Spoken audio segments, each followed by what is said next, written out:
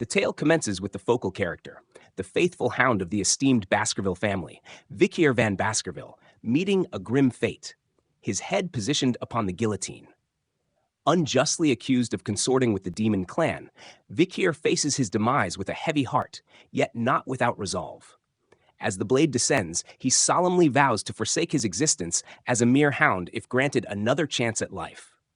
Awakening from the throes of death, Vikier finds himself disoriented, his senses awash with confusion. Surrounding him is a cacophony of noise, akin to the clamor of the underworld. Perplexed, he surveys his unfamiliar surroundings, his body burdened with an unexplained weight. Amidst the chaos, a nursery emerges into focus, filled with wailing children. Could this be the infernal realm he feared? Meanwhile, the patriarch of the Baskerville family, Hugo Le Baskerville, conducts his inspection of the nursery. Dismissing the cries of the children as inconsequential, he deems them mere refuse. Yet, as his gaze falls upon Vikier, a peculiar calmness emanates from the child, a stark contrast to the clamor around him. Hugo's command echoed through the chamber, resonating with authority as Vikier was relocated to the foreboding cradle of swords. Within its confines, Vikir's gaze met Hugo's with a seething resentment, a silent acknowledgement of the treachery that had led him to this fate. Betrayed by the very hand that once fed him, Vikier grappled with the bitter realization that his loyalty had been repaid with a sentence of death. As he lay within the cradle, memories flooded back of a life spent in servitude to the Baskerville family, born into obscurity and raised amidst poverty. Trained to be nothing more than a faithful hound, Vikier had harbored dreams of recognition, yearning for a place among the esteemed ranks of the family. Yet, his aspirations crumbled beneath the weight of deception, his demise orchestrated to silence the secrets he held.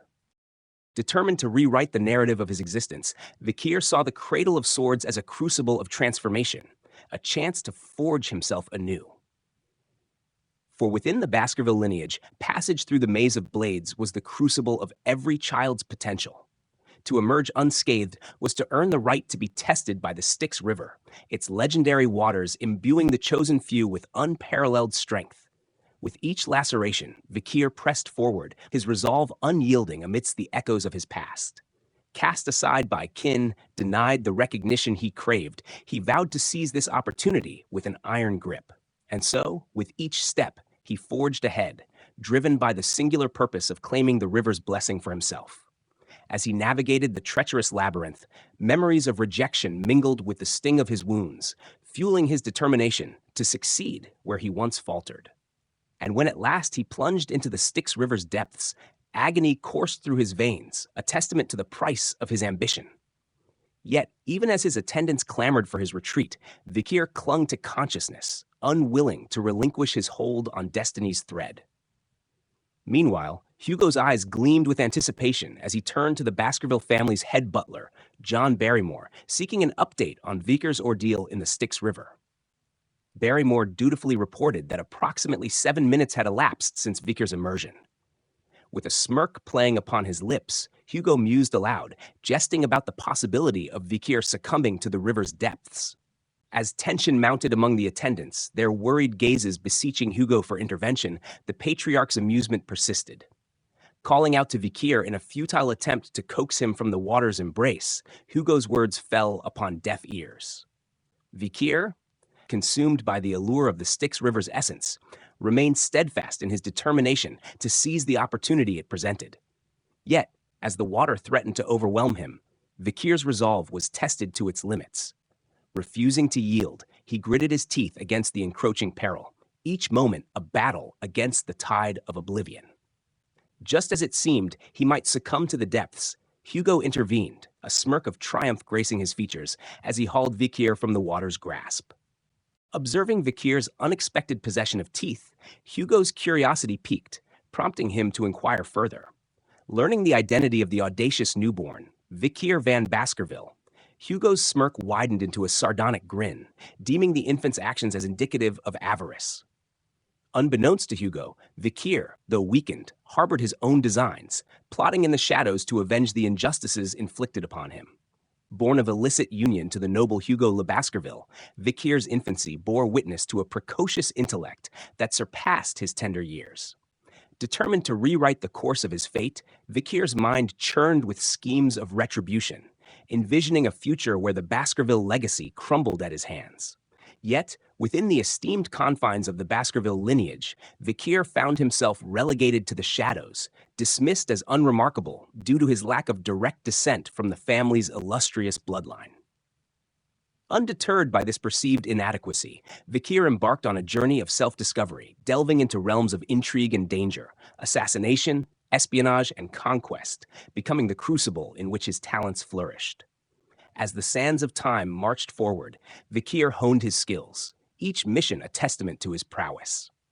By the age of 20, his name echoed through whispered corridors, tales of his exploits painting a portrait of a formidable operative.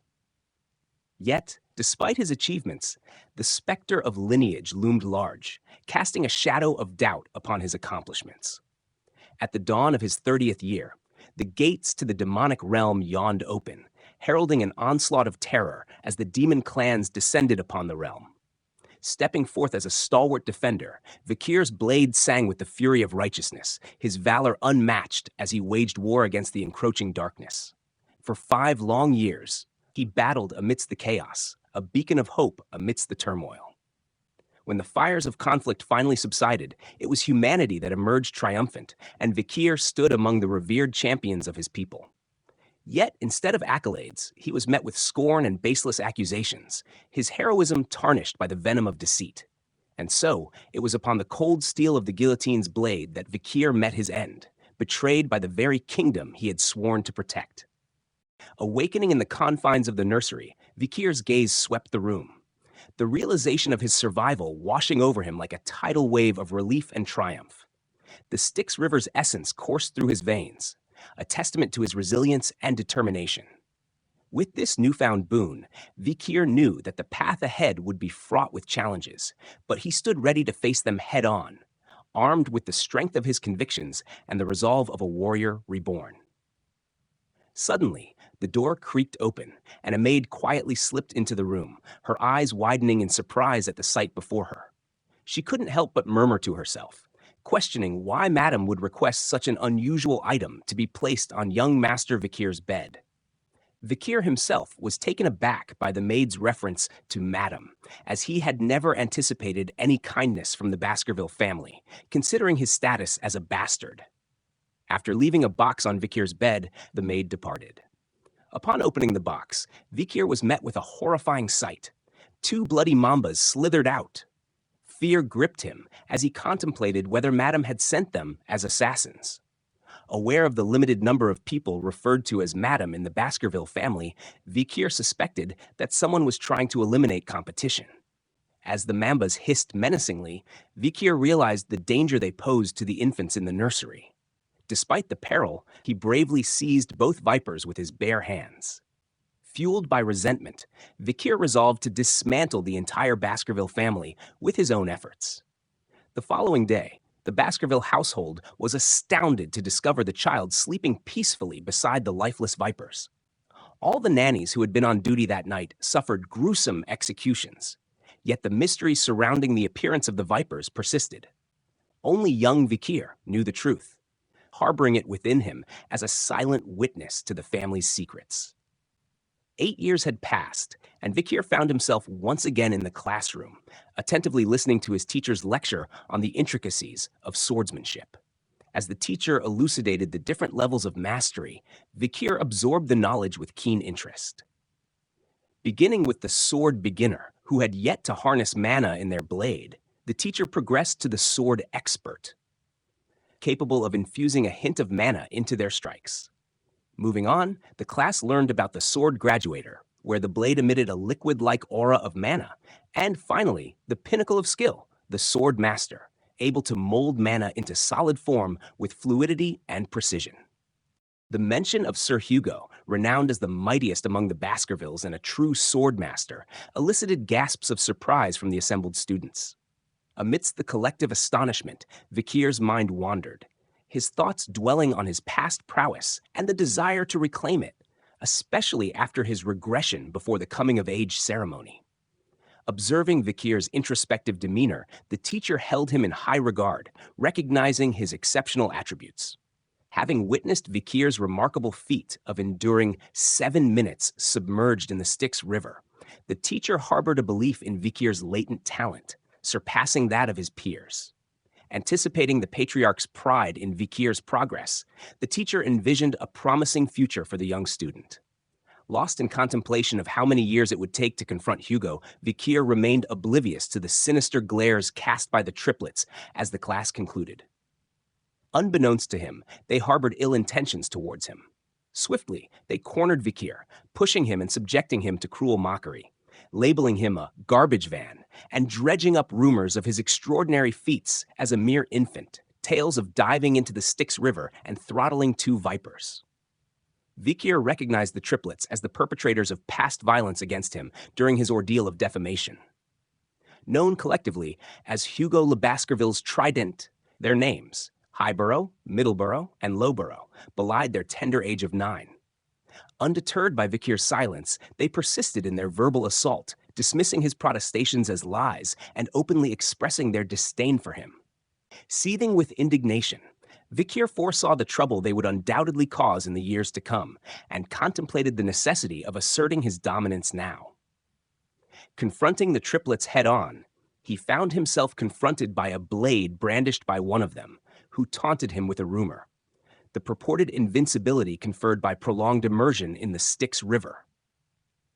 With chilling unanimity, the other 2 triplets echoed their compatriot's assertion, while the third issued a command for one of them to restrain Vikir. The triplets seized Vikir from behind, muffling his protests with a hand over his mouth, while arrogantly proclaiming a challenge. He'd eat his own hand if Vikir endured their torment for 3 minutes. Initially unfazed, Vikir played along with the cruel charade. Despite their attempts to harm him with a knife, time passed. 1 minute, then 3, then 10. Yet Vikir remained untouched, unyielding. Slowly, the triplets began to grasp the truth behind the legendary tales they had heard.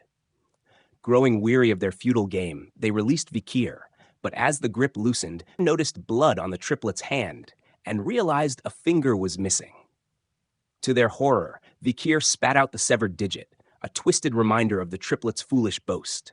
Shocked and bewildered, they suggested seeking help from a priest to reattach the finger, but Vikir had other plans. Demanding to know who had granted them release, Vikir was met with further aggression from the triplet, who attacked him with a knife, hurling insults and reminders of their seniority.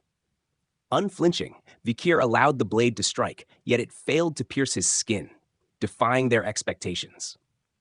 With steely resolve, Vikir twisted the triplet's hand, asserting the dominance of Baskerville blood, where strength and talent trumped age. With a chilling grin, Vikir suggested they continue their game to its conclusion. Mercilessly, he twisted their limbs, eliciting cries of pain as he declared the supremacy of Baskerville lineage. The triplets, now terrified, exchanged looks of disbelief as Vikir unleashed a swift, punishing blow, knocking one to the ground while the others watched in shock.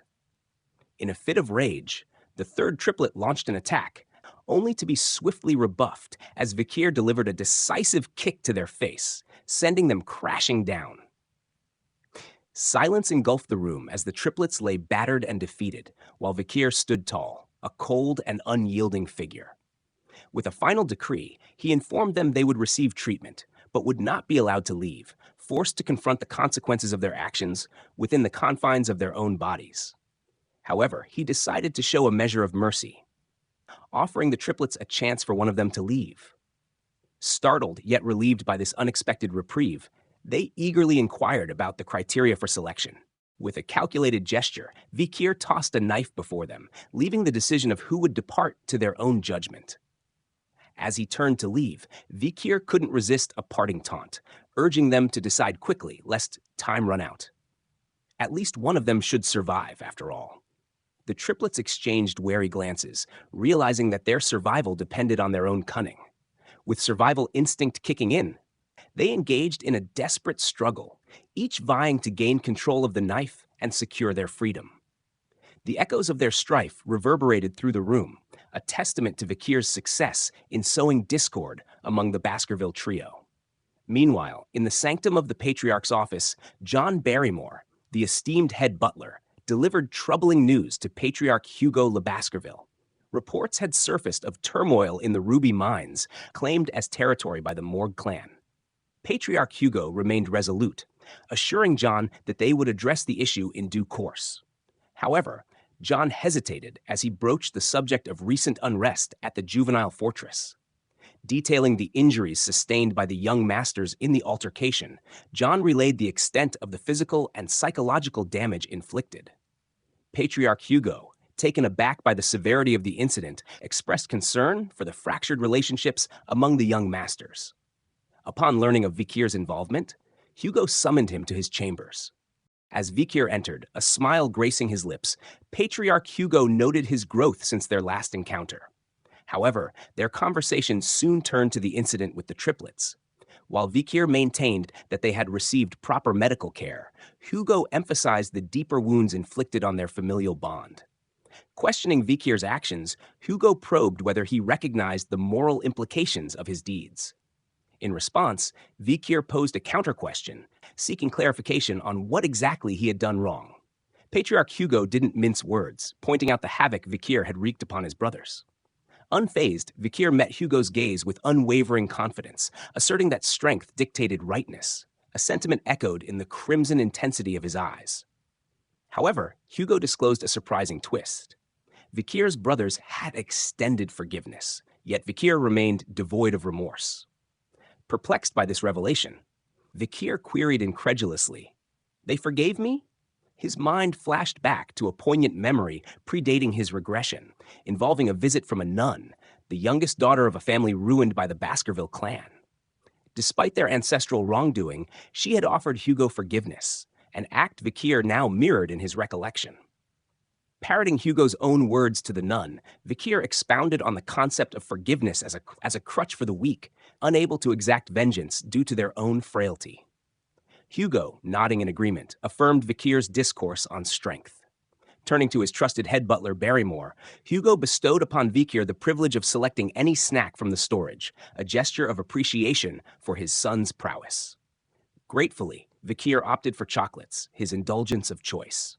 As they departed, Hugo addressed Vikir with paternal pride, urging him to excel in the impending evaluation and not to falter against the direct descendants. Though Vikir acknowledged the counsel, a simmering undercurrent of animosity lingered beneath his facade. Accompanied by the head butler, Vikir made his way to the storage room, where Barrymore regaled him with details of the coveted chocolates. The pinnacle of culinary excellence sourced through great effort by the Morg clan, relished by discerning gourmands. However, Vikir swiftly interjected, expressing his disdain for processed foods. Perplexed, the head butler sought clarification, prompting Vikir to specify his desire for raw cacao beans, renowned for their robust aroma. Though bewildered by this unconventional request, the head butler acquiesced, ensuring the beans were promptly procured for Vikir's inspection. As Vikir sampled a single bean, the chef elaborated on its significance. These were the famed bloody beans, prized for their potent aroma, capable of yielding an impressive quantity of chocolate with minimal processing. Observing Vikir's consumption of the bitter bean, the head butler marveled at his dedication to chocolate, recognizing the strategic advantage of possessing such a bountiful raw resource. Offering to process the beans into chocolate for Vikir's convenience, the chef was met with Vikir's refusal, opting instead to take them as they were. Puzzled by Vikir's idiosyncratic preferences, the head butler couldn't help but wonder about the young master's unconventional tastes. Unbeknownst to them, Vikir harbored a clandestine agenda for the cacao beans, intending to utilize them in the imminent practical exam. Little did they anticipate, their preparations would soon be eclipsed by an unprecedented calamity, destined to alter the course of Baskerville clan history forever. In this world, the formidable Baskerville family is revered as the Berserker clan, renowned for subjecting their progeny to rigorous training and evaluations from infancy. Their grueling regimen begins with the children's first steps, culminating in a merciless evaluation at the age of 8. A trial by fire that solidifies the family's fearsome reputation. Located on the outskirts of their domain lies the formidable Le Rouge-le-Noir mountain, teeming with formidable monsters. It is here that the young heirs, known as young hounds, converge to face their ultimate test under the guidance of their instructor, Shadow Dog Pavlov van Baskerville. Standing before the young masters, Pavlov outlines the rules of their trial. Survive for a month amidst the perilous terrain, hunting formidable prey. Success yields 10 points, while unscathed survival garners 30, a testament to their resilience and prowess. The evaluation system was intricate. Failure resulted in a mere 10 points. Surviving without defeating others earned 50. Slaying a monster while surviving accrued 70. And achieving all three feats granted a formidable 90 points. Pavlov further incentivized strategic gameplay, offering additional points for badge theft. Yet he cautioned against hubris, echoing Sir Hugo's wisdom that arrogance spelled a swordsman's demise. Pavlov emphasized the peril of the Le Rouge et Le Noir mountain, a domain rife with unknown dangers. He urged adherence to designated areas, where the terrain had been tamed, warning against venturing into uncharted territory. Shadow dogs, concealed observers, would clandestinely assess their performance. As anticipation mounted, murmurs circulated among the young masters, some exchanging tales of Vikir's past exploits. Unfazed, Vikir maintained his composure, contemplating the mountain's challenges. Nearby, the triplets quivered with apprehension, perspiring with fear. Pavlov's parting words of encouragement preceded the tolling bell, initiating the exam. In a flurry of motion, the young masters dispersed, each sprinting toward strategic vantage points across the mountain. One among them harbored a calculated plan, intent on exploiting knowledge gleaned from previous exams to gain an advantage. The young master, trailing behind, sensed his own vulnerability and chose to shadow his peer, eyeing an opportunity to seize advantage. Meanwhile, the triplets bickered amongst themselves, each vying for supremacy, their discord echoing through the tumult of the exam. Pavlov, ever vigilant, oversaw the commencement of the trial, cognizant of the imperative to minimize casualties. While fatalities weren't expressly prohibited, Pavlov and his fellow shadow dogs endeavored to discourage bloodshed, imposing penalties for those who resorted to lethal means. Assigned to monitor Vikir, one shadow dog observed his unconventional path, venturing into restricted terrain. Intrigued by Vikir's rumored brilliance, the shadow dog eagerly anticipated witnessing his skills in action. As Vikir approached a towering tree, he contemplated its suitability as a temporary campsite, envisioning respite amidst the soft earth. While his peers engaged in combat or confronted monsters, Vikir busied himself with mundane tasks, gathering wood, honing his skills with a wooden staff, and eventually settling down for a peaceful rest beneath the tree's sheltering boughs. The observing shadow dog, growing increasingly impatient, questioned Vikir's passive approach. Puzzled by Vikir's apparent lack of urgency, he doubted the validity of rumors surrounding Vikir's genius, speculating whether Vikir intended to evade the trial altogether. With the departure of the shadow dog, Vikir's countenance brightened, a smile of relief gracing his features. Finally free from prying eyes, he savored the tranquility of his makeshift camp, reminiscing about simpler times spent beneath the open sky. Recalling a conversation with a fellow adventurer about the unconventional use of cacao beans to mask fishy odors, Vikir tossed a handful into the crackling fire, exulting in the newfound solitude and completing his preparations. Days later, Vikir ventured into the forbidden territory, its familiar landmarks stirring memories of past explorations. As he traversed the rugged terrain, a pungent scent and charred remnants caught his attention, telltale signs of the elusive monster's presence. Following the trail of destruction, he encountered the source, a towering figure wreathed in flames, the dreaded Hellhound. Standing before Vikir, the Hellhound exuded menace, flames licking from its jaws and eyes. Renowned for bringing calamity to all in its path, this B+ rated threat posed a formidable challenge. Its sulfurous flames, volatile and lethal, could reduce anything they touched to ash. Vikir recognized the gravity of the situation, facing off against a creature born from the depths of hell itself, the Lookout Monster, guardian of the hellfires of the oil world, the Hellhound. Renowned as one of the most perilous creatures in the realm, the Hellhound posed a formidable challenge, one Vikir had narrowly survived in his previous life at the age of 18. Now, as an 8-year-old, Vikir understood the futility of facing the beast head-on. Yet, he harbored a cunning plan, a tactic he recalled even a child could execute. As the hellhound lunged menacingly, Vikir evaded its charge, exploiting its first weakness, the inability to deviate from a straight path. Seizing the moment, he splashed water onto the ground, revealing the creature's second vulnerability, its aversion to crossing water. Forced to circumvent the obstacle, the hellhound's pursuit was delayed, affording Vikir precious moments to strategize.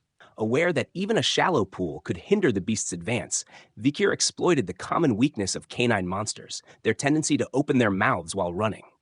With the hellhound closing in, Vikir deftly hurled a bloody bean into its gaping maw, inducing agonizing paralysis. Exploiting the chocolate's toxic effect on canines, magnified by the bean's potency, Vikir swiftly moved to deliver the coup de grace. Drawing his sword, Vikir targeted the hellhound's vulnerable flank, where its ribs offered minimal protection: the kidney. With a precise strike, Vikir dispatched the creature with ease, emerging victorious from yet another life-threatening encounter. As Vikir absorbed the essence of XP or karma from the vanquished monster, a surge of strength coursed through his veins. With each swing of his sword, he sensed its weight diminishing, a tangible sign of his progress towards reclaiming his former prowess before his regression at the age of 15. Contemplating the astonishment that Hugo would surely display upon seeing an 8-year-old bring down a B+ rated monster, Vikir stood poised, ready to claim his hard-earned trophy. Yet, his triumph was fleeting, disrupted by the ominous approach of a pack of avenging hellhounds, intent on retribution for their fallen comrade. Unfazed, Vikir remained composed, his mind already calculating strategies to overcome these formidable adversaries. As the hellhounds closed in, Vikir readied his blade, armed with a cache of bloody beans and a wealth of tactical knowledge. With a smirk of confidence, Vikir swiftly dispatched the fallen hellhound, taunting its brethren with the assurance of his superiority. However, their sudden whimpering gave pause to Vikir's bravado, prompting him to turn and confront an unexpected adversary, the legendary Cerberus. Toweringly massive and boasting a risk rating of A+, the Cerberus stood before Vikir, a formidable challenge unlike any he had faced before. Surveying the creature's wounded form, Vikir discerned its vulnerability, realizing it had been pursued to this unlikely locale. Seizing the opportunity to confront an injured A+ rated monster, Vikir steeled himself for battle. Despite the Cerberus's fearsome reputation, Vikir concealed his true prowess as a sword expert, honed through clandestine training and strengthened by the mystical waters of the river Styx. With weapons primed and determination ablaze, Vikir prepared to engage the formidable beast in a battle that would test his skills to their limits. With the honed skill of a seasoned swordsman, crafted through grueling conflicts with demon clans, Vikir deftly struck at the Cerberus. Confident in his ability to overcome the wounded beast, he pressed his advantage, believing victory to be within his grasp. Yet, a fleeting lapse in vigilance proved costly, as the Cerberus retaliated with ferocious claws, shattering Vikir's sword and launching him through the air with devastating force. Crashing into a sturdy tree trunk, Vikir's world blurred in a haze of agony as blood spilled from his lips. The impact left him grievously wounded, his body sprawled and broken upon the forest floor. As consciousness ebbed and flowed, Vikir's panicked senses registered the searing pain in his left arm, fearing the worst yet relieved to find it still attached, albeit marred by injury. Grateful for the protective touch of the river Styx's magic, Vikir knew he couldn't rely solely on its ephemeral shield. With every labored breath, he weighed the severity of his injuries and the looming threat of the Cerberus's relentless assault. Determined to evade further harm, Vikir dodged and weaved, drawing upon his hunter's instinct to seek refuge in flight.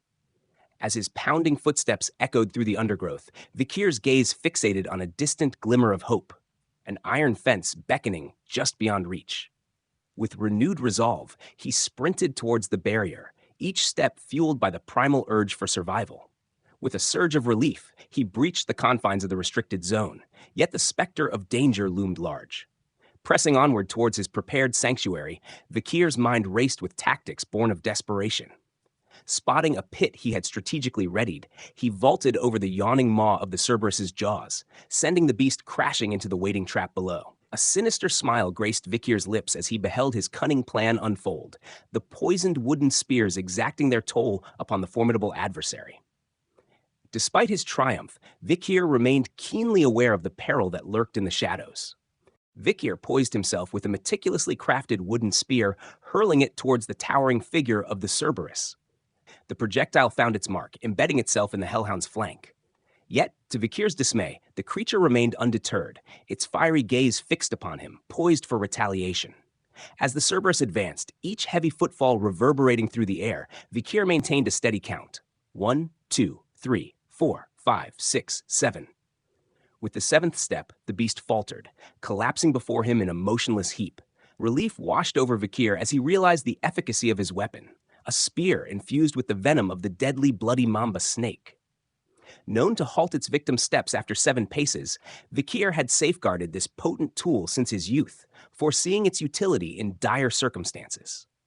Standing amidst the 3 inert heads of the fallen beast, Vikir absorbed the residual energy, marveling at the newfound strength coursing through him. Yet, practical concerns soon clouded his triumph. Transporting the massive carcass posed a formidable challenge, and Vikir pondered potential witnesses to the Cerberus's demise. Contemplating the Guardian Knight who had witnessed his preparations, Vikir's thoughts veered towards the true purpose of the Cerberus's guardianship: a hidden dungeon. Anticipation surged within him at the prospect of untold treasures concealed within its depths, though he recognized the inherent dangers of such ventures. Before venturing forth, Vikir cunningly masked his scent with Cerberus feces, a precaution against lesser beasts lurking in the shadows. With keen senses honed by years of survival, he traced the Cerberus's trail through the forest, discerning subtle signs of its passage amidst the natural landscape. As he traversed the familiar terrain, Vikir's intuition guided him towards the dungeon's entrance. He knew that time was of the essence, for within a decade, this sanctuary would be discovered by others. Yet, in the present moment, he sensed the latent mana pulsating beneath the decayed surface, beckoning him towards untold secrets waiting to be unearthed. With cautious steps, Vikir approached the yawning entrance of the dungeon, its darkness swallowing the feeble light of the outside world. Undeterred by the ominous aura, his crimson eyes ablaze with anticipation, he ventured forth into the unknown depths. Navigating the labyrinthine-themed passages, Vikir's gaze fell upon veins of ruby minerals strewn across the cavern floor, their crimson hues hinting at untold riches hidden within the earth. He surmised that these precious deposits were likely linked to the nearby Red All Mountain, a testament to the dungeon's geological significance. Amidst the shadows, a glimmer of light beckoned Vikir deeper into the heart of the dungeon. With a quickened pace, he soon found himself standing in a chamber bathed in an ethereal glow. His eyes widened in wonder as they beheld the centerpiece of the room, a colossal ruby, its radiant luminescence casting an enchanting aura. Yet, Vikir's reverie was shattered by the grim sight of a nearby skeleton, its bony remains bearing silent witness to the violence that had transpired. Deep stab wounds and dried bloodstains spoke of a harrowing demise, prompting Vikir to ponder the identity of the unfortunate soul. A weathered letter, nestled beside the skeletal remains, caught Vikir's attention. As he perused its contents, penned by a mysterious figure known only as Cain, Vikir's mind raced with intrigue. The letter recounted the tale of Cain and his brother Abel, descendants of the legendary Baskerville lineage, and their quest to uncover the fabled stone chamber spoken of in family lore. Through trials untold and battles waged against monstrous adversaries, the brothers had pressed onward, their determination unyielding in the pursuit of ancestral secrets.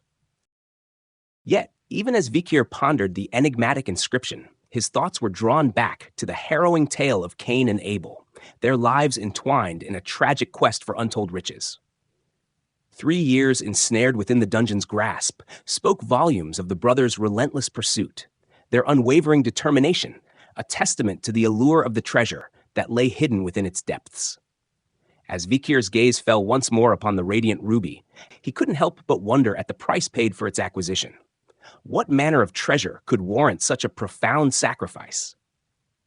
With a furrowed brow, he contemplated the riddle inscribed upon the ancient monument, its cryptic words echoing through the chamber. When entering, it's 1. but once inside, it's 2. When leaving, it's 1. Vikir recited aloud, grappling with its elusive meaning. Though the puzzle eluded his grasp, he recalled the struggles of Cain and Abel, as detailed in the letter. Separated at birth, the twins had faced the ultimate test of unity in their quest for the dungeon's treasure. Only by becoming one once more could they hope to claim their prize. Yet, in a tragic twist of fate, their reunion had ended in fratricide, leaving Cain to confront the bitter reality that even in death, they remained divided. Vikir's heart weighed heavy with the burden of their tale, a stark reminder of the treacherous path that lay ahead. The echoes of Cain's lamentation lingered in the air, a haunting testament to the price of greed and the depths to which one would go in pursuit of power. In the wake of Cain's poignant warning, Vikir found himself grappling with a profound sense of introspection. The letter, penned with the weight of regret, served as a somber reminder of the perils that awaited those who dared to seek the dungeon's elusive treasure. As Vikir traced the words carefully, he couldn't shake the feeling of foreboding that clung to each line. Cain's account of their arduous journey resonated deeply with Vikir, each trial and tribulation a testament to the futility of their quest. Yet, despite their perseverance, they had been left with naught but empty-handed despair. Vikir couldn't help but draw parallels between their plight and his own, a solitary figure faced with a riddle that seemed insurmountable. The enigmatic inscription continued to echo in Vikir's mind, its cryptic message a puzzle that defied easy comprehension. When entering, it's 1, but once inside, it's 2. When leaving, it's 1. The words reverberated within him, stirring a determination to unravel their hidden meaning. Refusing to succumb to defeat, Vikir embarked on a journey of intellectual pursuit, his resolve unyielding in the face of uncertainty. As he examined the skeletal remains with newfound clarity, a revelation dawned upon him. The key to unlocking the puzzle lay not in the physical realm, but in the realm of perception. In Cain and Abel's tragic misinterpretation, Vikir saw a reflection of his own potential downfall, the shackles of a fixed mindset, bound by the confines of individuality. With renewed purpose, he resolved to transcend the limitations of his predecessors, to approach the puzzle with an open mind and a willingness to embrace the unknown. As Vikir strode purposefully toward the radiant ruby at the chamber's heart, his keen intellect churned with analysis. The dim passageway, shrouded in obscurity, gave way to the luminous stone chamber, where the puzzle's solution seemed to beckon.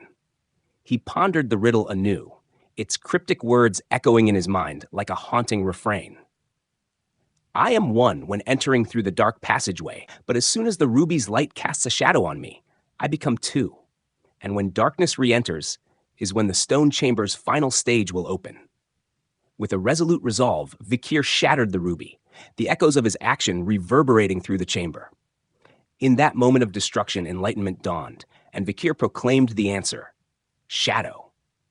As the ruby fractured, a blinding flash of light pierced the darkness, illuminating the chamber's secrets. Vikir's eyes widened in awe as the true treasure was unveiled before him, a sinister sword steeped in malevolence, resting upon a stone pedestal. The sight of the sword, exuding a palpable aura of darkness, sent a shiver down Vikir's spine. Was this the dreaded relic of the devil's den, the infamous Beelzebub? His fingers traced the intricate inscriptions etched upon the stone, revealing a chilling revelation. Only those of Baskerville lineage could lay claim to Beelzebub's power. Stunned and incredulous, Vikir grappled with the realization that the sword of legend, Beelzebub, had its origins in this very place. Memories of childhood tales flooded his mind. Images of the gluttonous fly Beelzebub, a monstrous entity from ancient legends that had once terrorized the continent. In the recesses of his mind, Vikir recalled the ancient tales of Beelzebub, a dread entity enshrined within the devil's holy constellation, also known as the 7 Calamities. These calamities had once threatened to engulf the world in darkness, and it was said that the heads of the 7 noble families had risen to quell their malevolent influence. Delving deeper into his memories, Vikir conjured images of the first patriarch of the Baskerville clan, who had valiantly confronted Beelzebub in a titanic struggle. Though the patriarch had emerged victorious, remnants of the demon's power lingered, eternally tethered to the lands of Baskerville. The very presence of Beelzebub's essence had a magnetic pull on monsters, drawing them inexorably towards its source. While many dismissed these legends as mere myth, Vikir knew better. The sword before him stood as irrefutable proof of their veracity. With a solemn nod, Vikir recalled the dark history of the blade he now faced. Once wielded by the demon clans, Beelzebub's infernal edge had wrought untold devastation upon the battlefield, claiming countless lives in its wake. Determined that such a weapon should never again fall into the hands of darkness, Vikir gripped the hilt with unwavering resolve, declaring it his own. Yet as Vikir summoned his strength to draw forth the sword, he was met with a startling revelation. An unseen energy surged forth, enveloping his hand in a palpable embrace.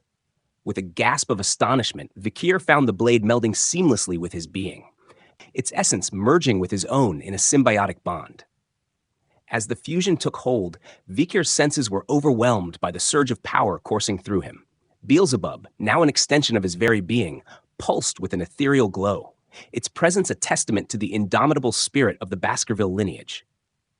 With a newfound sense of purpose, Vikir surveyed the dungeon's depths, his quest for knowledge and power fulfilled. Yet, as he prepared to depart, an unexpected sensation seized him, sending him reeling to his knees. A gnawing hunger gnawed at his insides, and Vikir realized with a start that it was not his own appetite that clamored for satisfaction, but Beelzebub's own ravenous craving. With grim determination, Vikir rose to his feet, his steps guided by the insistent pull of the sword. Through the winding corridors of the dungeon they ventured, until at last they emerged into the light of day. As Vikir staggered into the open air, his gaze fell upon a familiar sight, the lifeless corpse of the hellhound he had vanquished. To his surprise, Beelzebub seemed drawn to the fallen beast, its hunger manifesting as an irresistible urge. With a steady hand, Vikir offered the blade to the blood-stained earth, watching in awe as Beelzebub drank deep of the hellhound's essence.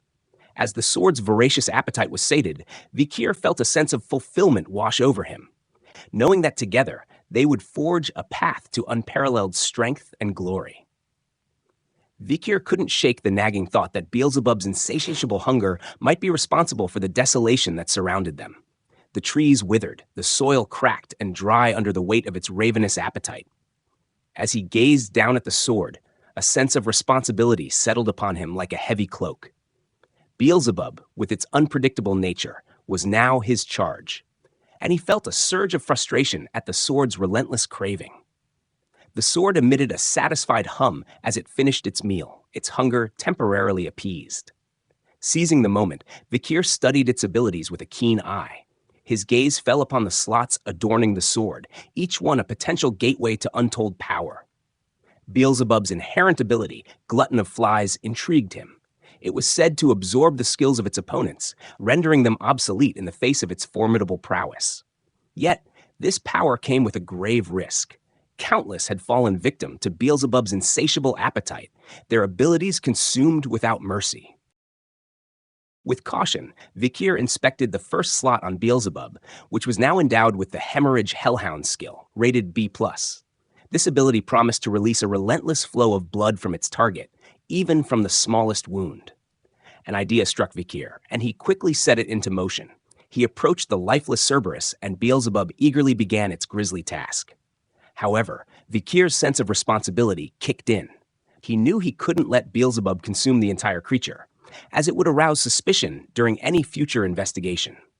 With a firm but gentle touch, Vikir stopped Beelzebub's feasting, commanding it to cease its consumption. The sword let out a cry of protest, almost childlike in its reaction. Once the feeding frenzy ended, Vikir watched with a mix of apprehension and fascination as Beelzebub's slots filled up. It was now equipped with the Burn Injury Cerberus A+ rank, Hemorrhage Hellhound B+ rank, and High-Speed Regeneration Norvegicus Sewer Rat F rank. Vikir's astonishment peaked at the sight of the High-Speed Regeneration ability, his eyes catching a lifeless rat beneath the Cerberus. It dawned on him that Beelzebub had devoured the sewer rat crushed beneath the monstrous paws. Such a feat! Vikir marveled at the acquisition of the Burn Injury skill from the Cerberus, recognizing thermalgia as one of the most excruciating pains known to man, far surpassing the Hellhound's hemorrhage. With the monster duly prepared for submission in the practical exam, Vikir proposed lingering until it concluded. Meanwhile, the young hounds, having completed their own practical assessments, eagerly awaited evaluation back in Baskerville. Following the evaluations, each young hound received a shield, sword, or necklace crafted from the remains of the monsters they had hunted. Yet, it was the exploits of one particular young hound that left an indelible mark on those present in Baskerville. In his office, Hugo, the patriarch, wore a look of surprise as he turned to his head butler, posing the question, "Who captured what?" The head butler responded, relaying the news that it was Master Vikir van Baskerville, an 8-year-old hound who had successfully hunted the Cerberus, an A+ ranked monster that had accidentally wandered into the restricted area during the practical exam. Hugo's astonishment swelled at the revelation that Vikir had targeted a monster even the family's seasoned guardian knights steered clear of. Further details emerged as the head butler continued, explaining how the Cerberus had been previously wounded by a barbarian tribe and how Vikir had ingeniously laced his wooden spear with poison for the hunt. However, specifics about the poison's nature or its procurement remained elusive. Intrigued, Hugo noted the entry in the hunting journal, planning to inquire further with Vikir himself. Yet, the young hound had retired to his dorm, claiming exhaustion. Amused by Vikir's cunning, Hugo mused on the precociousness of the little brat, recognizing the value of information and power. Despite his surprise at a hound bearing the surname Van displaying such talent, Hugo dismissed any notion of discrimination based on lineage, affirming his belief in merit above all. Hugo raised hounds based on talent and tenacity, disregarding lineage. This ethos meant that even mongrels could hail from esteemed bloodlines. The head butler pondered whether Hugo harbored concerns for his second son, undergoing isolation training. Yet, he refrained from voicing his musings, offering a simple apology instead. Hugo waved off the apology, expressing a need for a lift in spirits. Promptly, the head butler assured him that Master Vikir would be summoned. Vikir, poised and self-assured, faced Patriarch Hugo's inquiry about his triumph over the Cerberus during the practical exam. Calmly, Vikir disclosed his unconventional tactic, using chocolate on his wooden spear, a lethal poison for cannid monsters. Hugo's surprise dawned as he realized Vikir's earlier request for chocolate held strategic significance. The head butler, observing the exchange, was taken aback by the informalities between father and son, questioning the propriety of their interaction. Nevertheless, the dialogue persisted, with Hugo probing Vikir's apparent disregard for the butler's initial inquiry. Vikir clarified that the butler wasn't his master, evoking curiosity about who held that title. Simply put, Vikir asserted that belonging to the clan meant the clan's master was his own. Hugo smirked, extending congratulations to Vikir for his triumphant hunt, decreeing the monster's carcass as Vikir's sole claim, a fitting reward for his prowess. As the top scorer, Vikir held the coveted privilege of making a wish.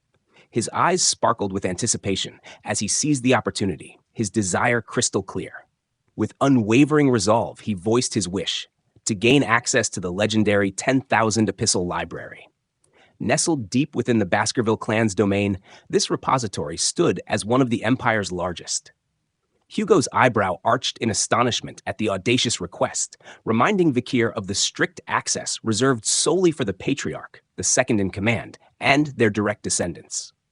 Undaunted, Vikir professed his willingness to concede if denied, though his mind was already concocting plans for clandestine entry. To his astonishment, Hugo granted him permission, a decision that left Vikir stunned. But Hugo's concessions didn't end there. He tasked Vikir with a specific mission: to delve into the enigmatic Baskerville 6th technique nestled deep within the library's 6th restricted zone. Vikir was taken aback, pondering Hugo's unprecedented gesture toward a child bearing the Van middle name. Tradition dictated that only legitimate descendants were entrusted with secrets beyond the 4th technique. Yet, Vikir strove to maintain composure, rationalizing the situation. After all, it was merely the 6th technique. Still, Vikir remained resolute. Despite Hugo's mastery of the Baskerville 7th technique and his 9 formidable fangs, Vikir couldn't shake off the memories of discrimination he endured as an illegitimate child. Determined to transcend Hugo's limitations, Vikier vowed to ascend to greater heights. His sole aim was to secure the quintessence of Baskerville, the compendium of swordsmanship embodying the wisdom of its inaugural patriarch, the one who subdued the legendary Seven Calamities. He understood that this tome held the key to his triumph, and it was Hugo who would deliver it into his hands. With a faint smile, Hugo wished Vikier well as he accepted the book, unaware of its true significance. But Vikier paid no mind to Hugo's ignorance. He was resolute in his belief that this opportunity would propel him to surpass all expectations. Entering the 10,000 epistle library for the first time, Vikier was struck with awe at its vastness. As he perused the shelves, he whispered the titles to himself: Severing Incisors, Grinding Molars, Piercing Canines, Twice Embedding Snaggletooth, Recumbent Wisdom Teeth, and other treatises on swordsmanship. These were the very texts he had yearned to master in a previous life. Yet, Vikier knew that despite the prodigious mana of a Baskerville scion, they could only attain proficiency up to the fourth technique. This limitation, imposed by the Baskerville lineage, served as a safeguard, ensuring their loyalty and preventing them from turning against their master. Vikier finally reached a secluded section where a tome lay bound by chains, its lock gleaming in the dim light. Was this the coveted volume on the sixth technique? It seemed surreal that Hugo would extend such a privilege. Vikier marveled at the opportunity, realizing how unimaginable it would have been in his previous life. As he deftly undid the lock, Vikier mused that Hugo likely underestimated an 8-year-old's ability to absorb knowledge in a single day. Little did Hugo know, Vikier had already delved deep into the theories of the first 4 techniques before his regression. He had meticulously studied them, aiming to uncover the secrets of the elusive 5th technique. A revelation dawned on Vikier. He had missed a crucial step in mastering the 5th technique. After executing the 4th maneuver, he needed to halt the mana flow. This realization explained why he couldn't manifest the 5th tooth. In the intricate system of Baskerville swordsmanship, each technique corresponded to a stage represented by a tooth.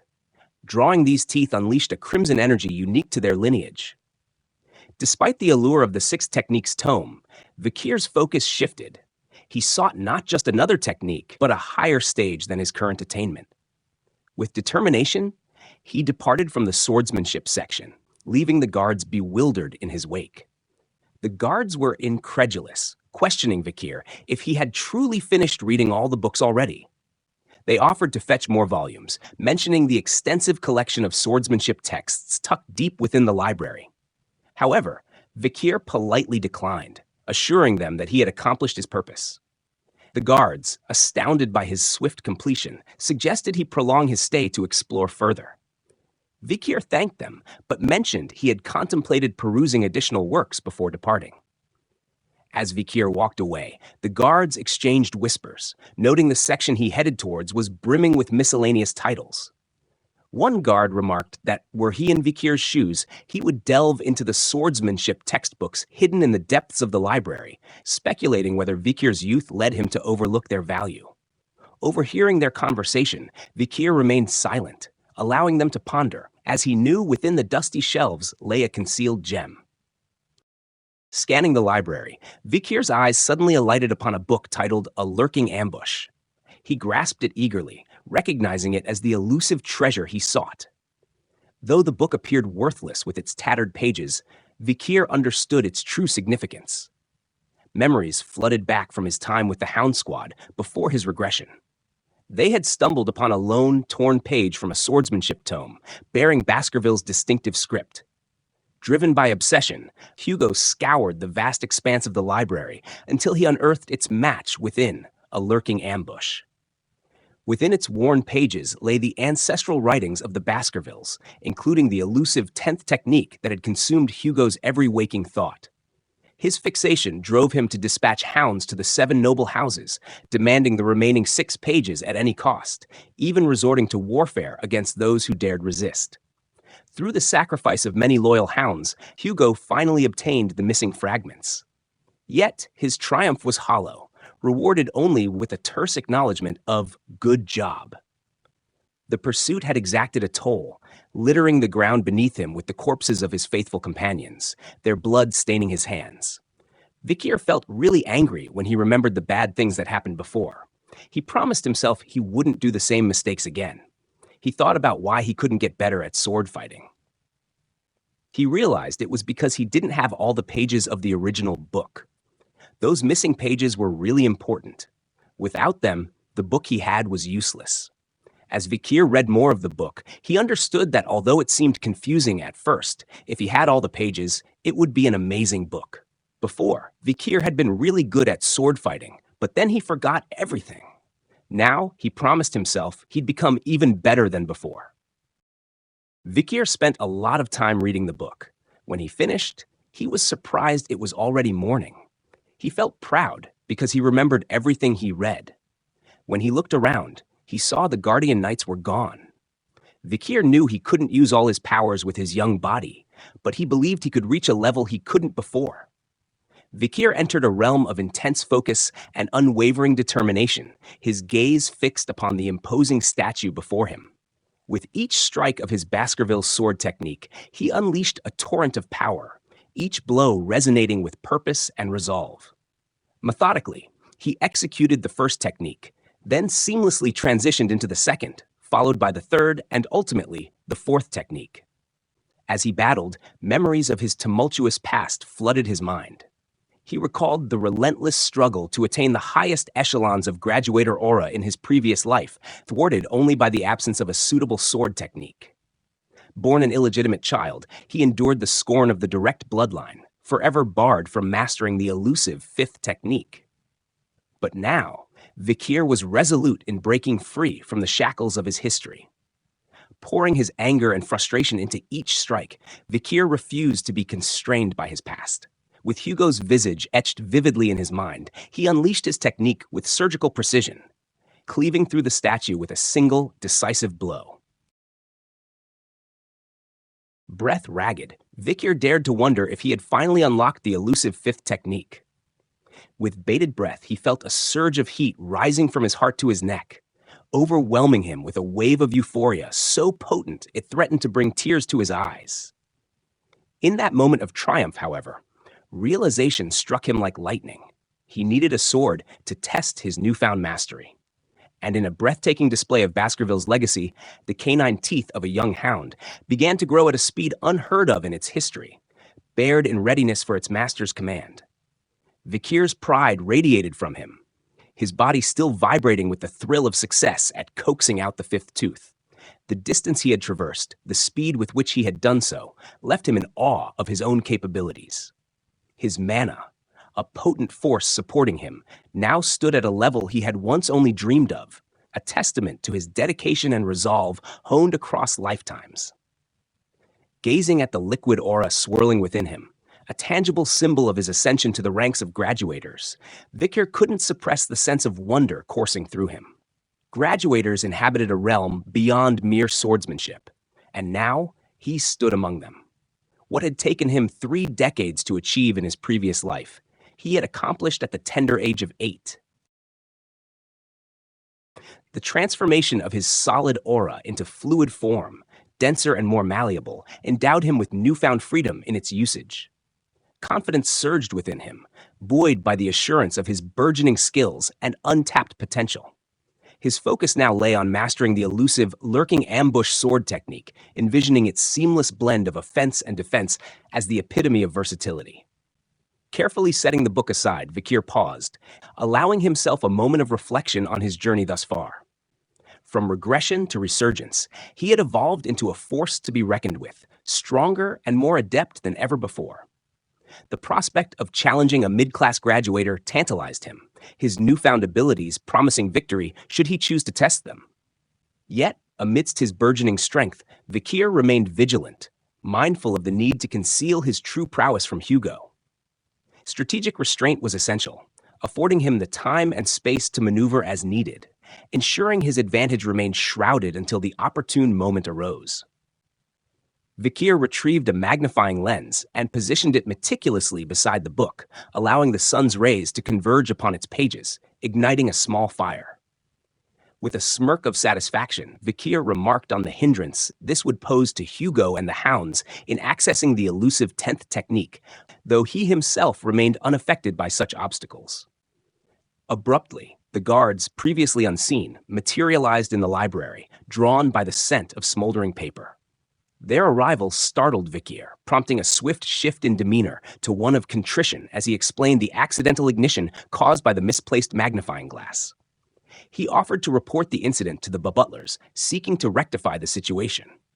Recognizing the potential repercussions they faced for their lapse in vigilance, the guards dismissed Vikir's apology, acknowledging their own oversight in ensuring his safety.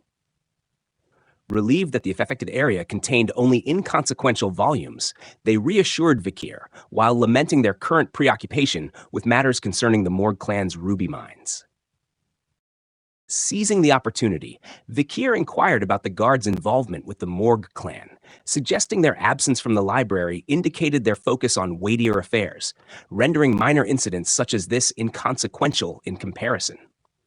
The guards agreed to maintain confidentiality on the condition that Vikir reciprocated. As Vikir prepared to depart, he suggested they keep the incident between themselves, expressing regret for any inconvenience caused. With a polite farewell, Vikir left, leaving the guards impressed by his considerate nature and deserving of respect, unaware of the mischief brewing behind his pleasant facade. Unbeknownst to them, Vikir wore a mischievous grin as he exited. In Hugo's office, when questioned about his findings in the library, Vikir cryptically described discovering something simultaneously warm and sharp, yet soft and viscous. Hugo and the head butler exchanged alarmed glances, realizing Vikir may have unlocked the aura, a significant milestone in the realm of swordsmanship.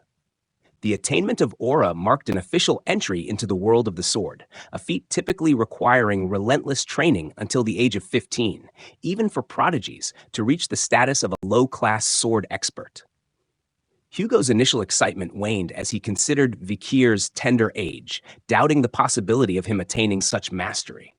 However, he still asked Vikir to demonstrate his skills to his father, a request to which Vikir eagerly agreed. In a colosseum-like setting, Vikir stood poised with a sword, surrounded by curious young hounds. The head butler questioned Hugo's plan for testing Vikir, prompting Hugo to reveal his intention of unleashing a monster for Vikir to confront. The notion of releasing a monster shocked the head butler, but Hugo assured him of the creature's ferocity and hunger. As the gate before Vikir opened, a chained orc was ushered in by a guard. Towering and menacing, the orc's green-skinned form, bulging muscles, and sharp tusks instilled fear in the audience of young hounds. Despite murmurs of doubt among the spectators, Vikir remained composed, prepared to face the daunting challenge. With Hugo's approval, the guard released the orc from its chains, signaling the beginning of the confrontation.